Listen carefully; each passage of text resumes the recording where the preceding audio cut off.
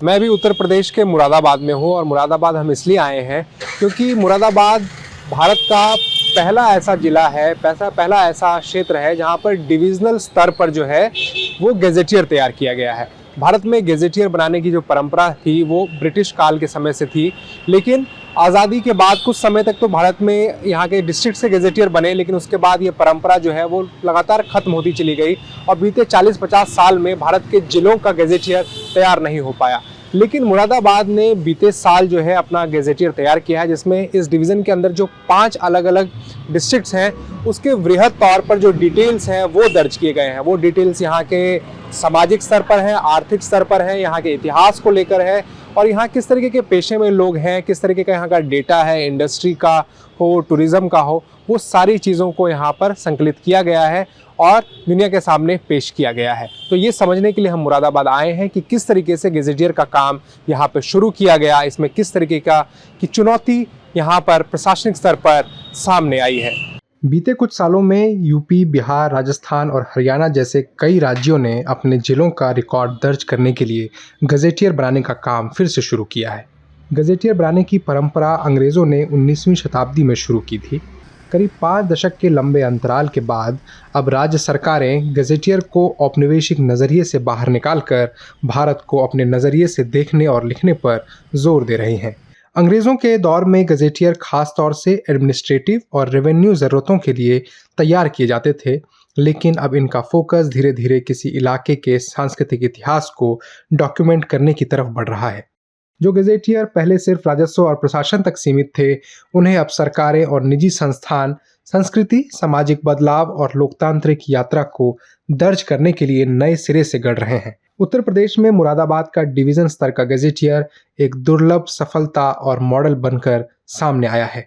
वहीं बिहार में किया गया प्रयोग कई गंभीर चुनौतियों को उजागर करता है, जैसे कमज़ोर कार्यप्रणाली, स्थानीय और जीवित आवाज़ों को शामिल ना किया जाना। गैजेटियर के होने के बहुत सारे कारण हैं। एक तो ये है कि जितनी सारी चीज़ें आप देखते हैं प्रशासन में होती हैं या समाज में होती हैं या हमारे आसपास हो रही हैं, उन चीज़ों को दर्ज करना बड़ा ज़रूरी होता है। गैजेटियर विशेष तौर पर दो तरीके के लिए फ़ायदा करता है। एक तो प्रशासन को, कि प्रशासन का स्वरूप पहले क्या रहा, किसी भी चीज़ के बारे में उसकी पृष्ठभूमि क्या रही। जैसे आज मैं एक कमिश्नर के तौर पे आता हूँ, कोई मसला मेरे सामने लाया जाता है जो बहुत पुराने समय से चला आ रहा है। मुझे लगता है कि मैं बहुत आसानी से उसको सॉल्व कर सकता हूँ क्योंकि आज की परिस्थिति मेरे सामने है, लेकिन मुझे उसकी क्रोनोलॉजी नहीं पता है। उस क्रोनोलॉजी को अगर गैजेटियर है तो उससे मुझे पता चल सकता है, और ख़ास तौर से जो परंपराओं पर आधारित है, जो संस्कृति पर आधारित है, जो उन चीज़ों पर है जो लोगों की संवेदना से जुड़ा हुआ है।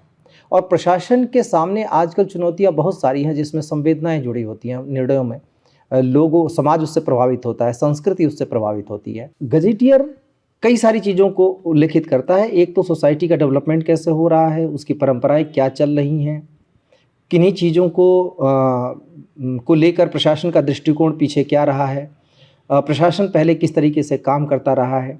इन सारी चीज़ों को जब एक अधिकारी जब आता है वो सारी चीज़ों को पढ़ता है, और ख़ास तौर से जिस जनपद में या डिवीज़न में आप जा रहे हैं उसकी पूरी पृष्ठभूमि अगर आपको पता है तो आपके लिए चीज़ें आसान हो जाती हैं करना। अब जो गैजेटियर बन रहे हैं उसे बनाने का अप्रोच ब्रिटिश काल के समय से अलग है। अब संस्कृति को दर्ज करने पर ज़्यादा फोकस किया जा रहा है, साथ ही इसे तैयार करने में काफ़ी चुनौती भी आ रही है क्योंकि ये लंबे अंतराल के बाद हो रहा है। अब जब हमने गैजेटियर तय किया कि गैजेटियर बनाएंगे तो पहली समस्या ये थी कि हम गैजेटियर का स्वरूप क्या रखें। एक स्वरूप है जो पहले से चला रहा है, जो ब्रिटिश गैजेटियर था, और उसी गैजेटियर की परंपरा पे आगे जो 80 से 88 के बीच में गैजेटियर तैयार किए गए वो रहे। लेकिन तब से लेके अभी तक बदलाव बहुत आ चुके हैं। बहुत सारी चीज़ें हैं जो ब्रिटिश पीरियड का गैजेटियर जो तैयार किया जाता था वो ब्रिटिश रूल के हिसाब से तैयार किया जाता था। उनके अपने निहितार्थ थे। सबसे बड़ा निहितार्थ था राजस्व, दूसरा किस तरीके से कंट्रोल करना है प्रशासन को वो था, और कौन सी चीज़ें प्रशासन के दृष्टिकोण से संवेदनशील हो सकती हैं उन पे ज़्यादा ध्यान था। उन चीज़ों पे नहीं था जो समाज के दृष्टि से क्या इम्पॉर्टेंट हो सकता है या संवेदनशील हो सकता है, संस्कृति का कितना रोल है। जो मैंने अध्ययन किया उसमें बहुत सारी चीज़ें नहीं हैं, हालांकि डिटेलिंग बहुत की गई है, पर जो मंतव्य है वो वही है कि इससे प्रशासन ब्रिटिश प्रशासन को क्या लाभ होने वाला था। ब्रिटिश शासन में न तो लोकतंत्र था, न लोकतांत्रिक पद्धति थी, तो जाहिर सी बात है जो लोकतांत्रिक संगठन है, संस्थान है, वो भी नहीं थे। न हमारे जनप्रतिनिधि थे। आज जनप्रतिनिधि का एक बहुत बड़ा रोल होता है चीज़ों को शेप करने में। तो एक तो वो हो गया। दूसरा, डेवलपमेंट ओरिएंटेड वेलफेयर स्टेट की जो चीज़ें थी वो समय नहीं थी। अब वेलफेयर स्टेट है जो डेवलपमेंट में इंटरफेयर करता है, अपने नागरिकों के लिए बेहतर व्यवस्थाएं करता है, बहुत सारी योजनाएं लॉन्च करता है। कठिनाई ये थी कि कभी डिविजनल गजेटियर तैयार नहीं किया गया था, ये हमारा पहला प्रयास है। दूसरी, एक लंबा गैप हो गया और उस बीच में बहुत सारी चीज़ें दर्ज नहीं हुई, और जो हमने क्षेत्र चुना था उसमें पहली बार चूँकि हम प्रयास कर रहे थे तो डेटा की अवेलेबिलिटी क्या होगी, और उसमें बहुत मशक्क़त करनी थी। ये सही है कि हर एक विभाग का अपना अपना हर एक चीज़ का डेटा होता है, लेकिन पुराना डेटा तलाशना एक चैलेंज था कि हम कहाँ से कहाँ पहुँचे हैं। गजेटियर की एक ऑथेंटिसिटी होती है, एक सैंक्टिटी होती है, वो सैंक्टिटी भी नहीं टूटनी चाहिए। कोई भी चीज़ आप यूं ही दर्ज नहीं कर देंगे, इसलिए कि वो लोगों के बीच में प्रचलन में है। और सबसे बड़ी बात यह है कि तब से लेके अभी तक इतिहास और संस्कृति में बहुत कुछ बदल चुका है। तकनीक के नए दौर में हम हैं, जहाँ पे परंपराएं बहुत तेज़ी से टूटी हैं।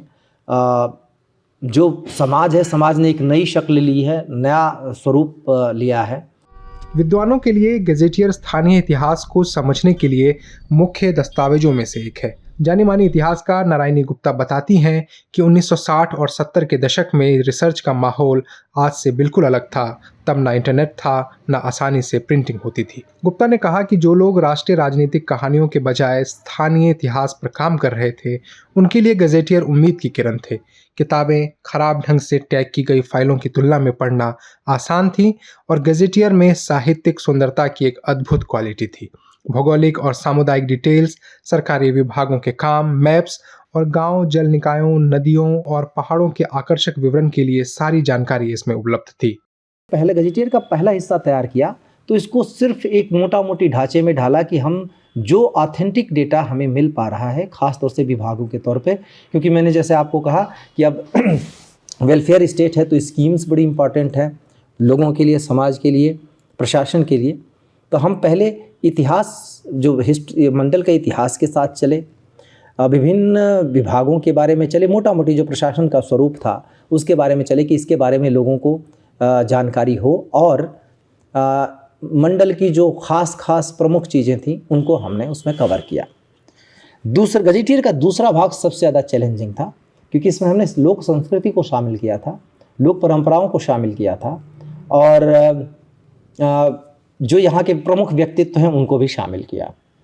और ये इसमें बहुत ज़्यादा समय लगा पड़ताल करने में, लोगों की ख़ास तौर से जो कल्चरल एस्पेक्ट्स थे उनके प्रूफ तलाशने, उनके आधार तलाशने में, ऐतिहासिक बहुत सारी चीज़ें थी उनके आधार तलाशने में, तो इसलिए समय लगा। जब 2024 में लॉन्च हुआ इसका सेकंड पार्ट, तो उसमें मुख्यमंत्री योगी आदित्यनाथ ने कहा कि जितने भी ज़िले हैं यूपी के, सबका गजेटियर तैयार किया जाना चाहिए। क्या ये पॉलिसी लेवल पे इंटरवेंशन है सरकार की तरफ से कि सभी ज़िलों का बनाया जाना चाहिए, या जितने मंडल है बनाया जाना चाहिए, या ये सिर्फ आप लोगों का मुरादाबाद मंडल का ही एक प्रयास था? नहीं, इसके बारे में माननीय मुख्यमंत्री जी ने निर्णय लिया, और सभी पूरे प्रदेश के सभी जनपदों के गजेटियर तैयार हो रहे हैं। आप लोगों ने जब यहाँ पर टीम डिप्लॉय की, जितने भी ये इन्फॉर्मेशन कलेक्ट करने के लिए, वो किस तरीके से आपने डिप्लॉय किया, कौन कौन लोग उसमें शामिल थे, और वहाँ किस तरीके का चैलेंज आया, और कितने टाइम का ये पूरा जो था ये काम हुआ?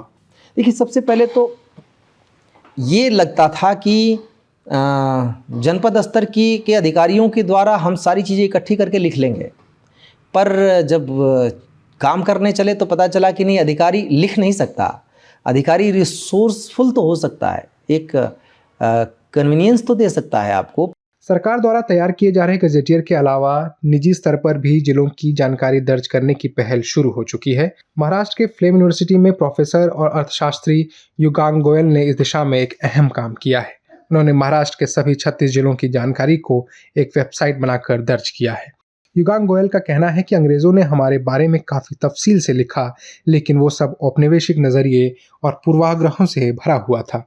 उनका कहना है कि यह बदकिस्मती है कि हमारे पास भारत के बारे में तो सामान्य जानकारी मौजूद है, लेकिन तालुकों और जिलों के स्तर पर बारीक और विस्तृत जानकारी लगभग ना के बराबर है।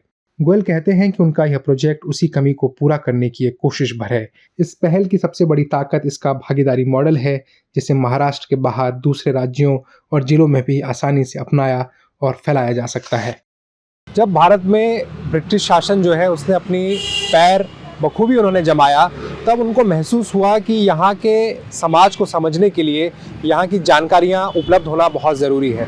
तब उन्होंने जितने भी इलाके थे भारत में, चाहे आसाम हो, चाहे नॉर्थ का इलाका हो, चाहे ईस्ट का इलाका हो, चाहे वेस्ट और साउथ हो, सबकी जानकारी इकट्ठा करने के लिए उन्होंने गेजेटियर विभाग की शुरुआत की, जिसमें वहाँ के जो एक्सपर्ट्स थे वो उन इलाकों के सारे दस्तावेजों को जमा करते थे, सारे डेटा को जमा करते थे और उसकी का इतिहास लिखते थे।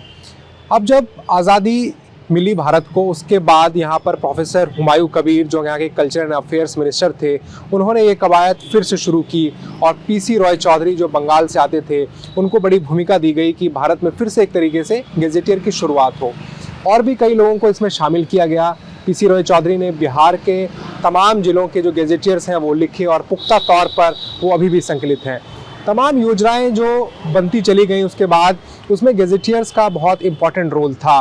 जितने भी रिसर्च स्कॉलर्स थे, जितने भी जानकार एक्सपर्ट्स थे, जो पढ़ने लिखने वाले लोग थे, उनके लिए गेजेटियर जो है वो बहुत ही प्रामाणिक सोर्स माना जाता है उनके शोध कार्य के लिए।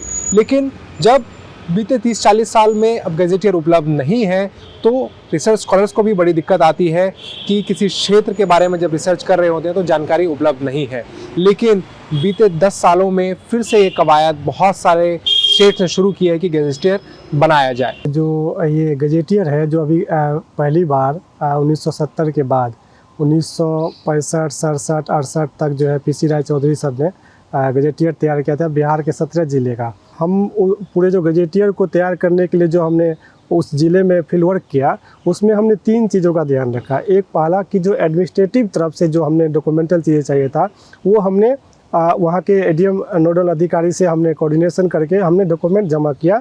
दूसरा, हम जा कर के उस इलाके में अलग अलग इलाके में जितने भी आर्कियोलॉजिकल साइट थे उसको हमने विजिट किया और गांव के लोगों से बातचीत किया और गांव के और जो वहाँ के आम लोग थे जो बहुत एजेड हैं, जो बहुत सीनियर हैं, अनुभवी हैं, वरिष्ठ हैं, उन लोगों से बातचीत की कि उनके मेमोयर में क्या क्या ऐसी चीज़ें हैं जो वहाँ के बारे में बता सकते हैं। उनके इतिहास की जो परख है, झलक है, वो कितना हमें जो है एक संदर्भित तरीके से बता रहे थे, उनको हमने रिकॉर्ड किया।